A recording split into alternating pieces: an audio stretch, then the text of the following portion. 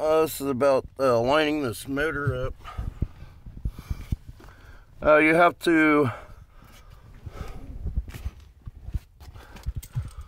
put the key in, turn on accessories, turn the fan on, and to get this motor to move here, you gotta push this button here in, and it actuates that motor.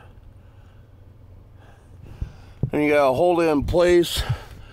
Just use one hand to push the button here, and then the other to hold the motor in place before putting the screws, with it plugged in already, of course. And then it'll drop right into place, and then you keep going until it stops. And then you tighten all the screws up, and then put the wire clamp back onto. That's just a little pin that sticks through this hole in this plastic here.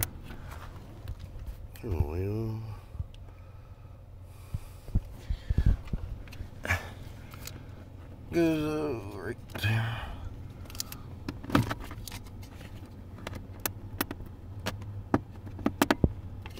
Pushes right back in, and yeah, that's the only way to get this to line up. You get these two gear, well, that gear should be in there if it's not broken, and then you put the new one in lined up with that center tab, and you just stick the motor on and then push this button, and it'll go until it drops in, and it'll stop.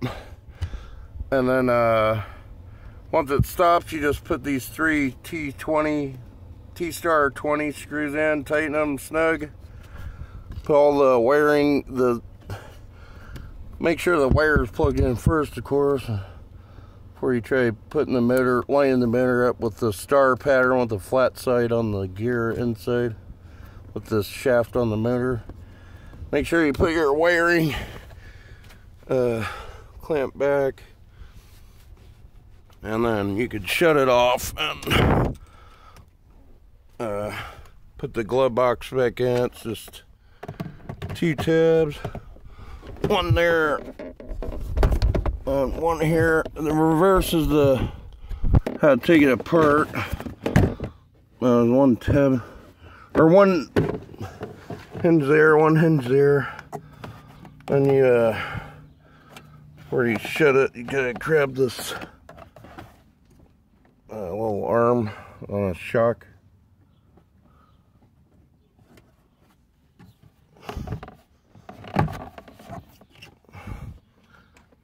Pull that out, and then shut the glove box to where it latches, and then put this arm through the hole like that, and then push it forward. It's in the hole all the way. Sorry, it's really hard to film one-handed. I would have put this on the other video, but my phone cut out and I didn't figure out that motor or how to line it up until trying.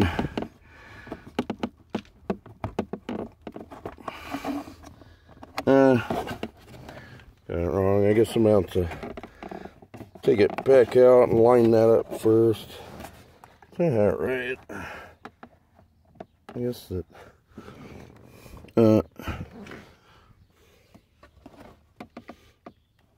I think it has to be dropped down a little. And take these two back off to get the glove box out. It's one side coming down here, the other side coming down here.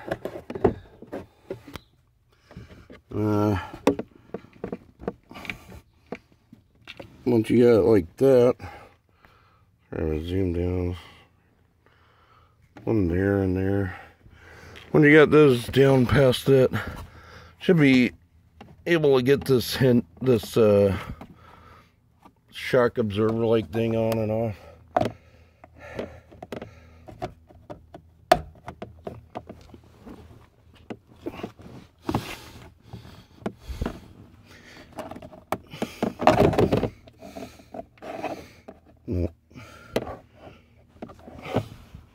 Just want to make sure it's in all the way. Both sides. This little arm that allows it to not drop fast, and you gotta just push in here. That's what I'd do. Push in there, and then just shut it, and it's ready to go. I'll do a comparison of this old part with the new one.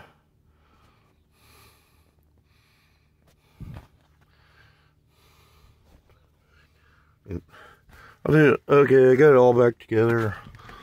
Throw my stuff back in. I'll show you the old one versus the new one. I accidentally knocked one of these things off. I'll just glue it back on later and leave it in the glove box with this other stuff.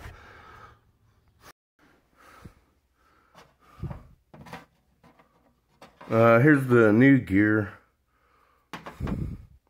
That's made in China, but I think it's built better than the original, because the original, you can see it just has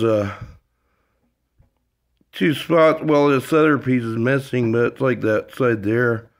It don't even connect. We're in the center, whereas this new one, it's solid all the way through. This old one, though, it just has these two arms that connect there, and it's not even connected there. So that's all it has to break right there, and on the other side, and it's broke. And the new one, it's just solid all the way through. They built it right. That's a Chinese made one. And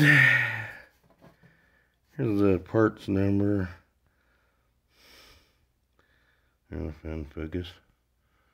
The packaging too. I mean, China, that's better made than the OEM one, though. It might be made in China too, I'm not sure, but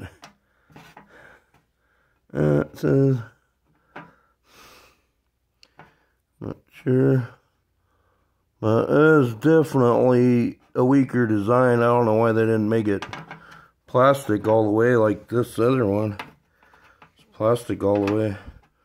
That one, it's like that big gap there. Well, there should be a little piece here on the other side. Versus the aftermarket one where it's solid plastic all the way around the gear. So this will hold up a lot better.